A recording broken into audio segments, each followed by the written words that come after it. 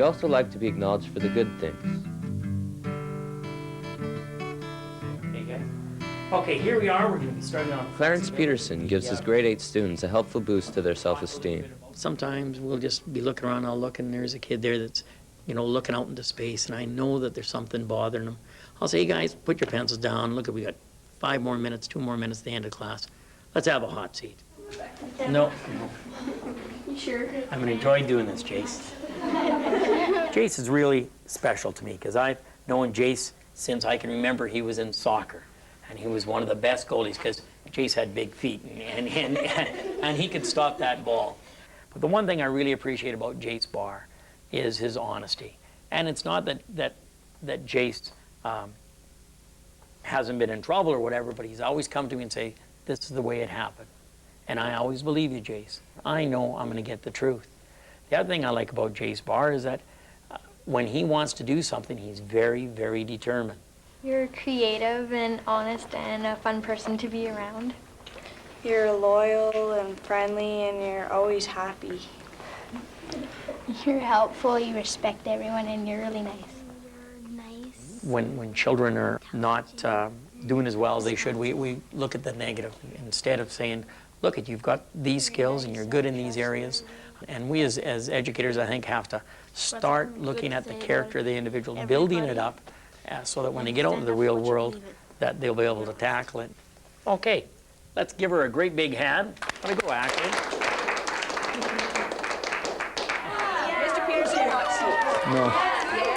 You're the loyalest person I know and the best teacher I've ever had. You're really trustworthy and fun to be around and just the best teacher. You're one of the teachers that tries to make school as fun as possible. You've always got something good to say about everybody. And then whenever we're doing something and it seems really hard, you always make it really easy for us. You're very funny, you're trustful of everyone, and very respectful. Thanks. You're the best teacher I've ever had. I'm gonna really miss you when you're gone. I think anytime you can build up somebody, make them feel really good. In fact, when they were doing me, I've never been done before. And it's kind of embarrassing, you know, but it makes you feel really good. And some of the kids there have had a tough time, and you wouldn't know that. And there was one boy that's had a tough time in school. So coming from the other kids was great, but what he said coming from him meant a lot. It would be nice to think that schools were always supportive like this. Sadly, this is not always the case. I mean, every day there was harassment, whether or not it was physical or, you know, verbal. They just keep trying to tear you down and down by using any sort of emotional means or verbal means possible. Racism and all that, it starts out as a joke. Later it progresses into starting to really hurting people, and then it starts out of the small things and then it turns into a really big issue. One of the virtues that's the most important for teens is to cultivate their assertiveness. Too often, if they're lacking in confidence, they become very passive and they allow other kids to push them around. They allow people to violate their sense of privacy, to abuse them in some way.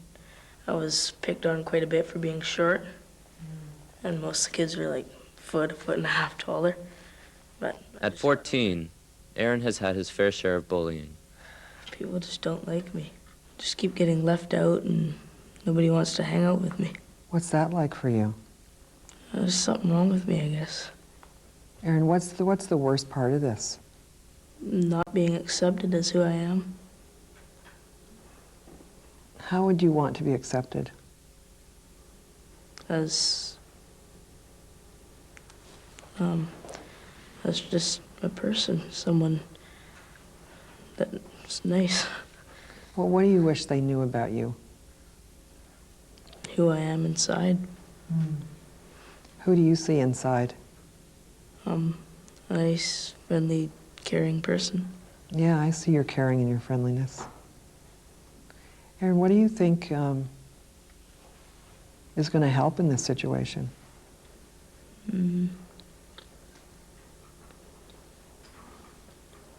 Being maybe assertive and talking to people about it. That would take a lot of courage to be assertive. What would it look like if you were doing it? Just going up and talking to the people, asking why they don't like me.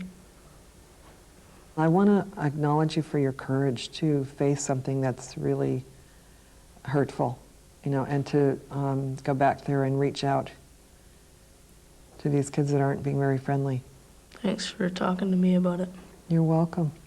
The answer to passivity is not aggression, it's assertiveness, which is to tell the truth about what is just, to ask for what we need, to have our own voice heard, to express our own point of view that's so unique.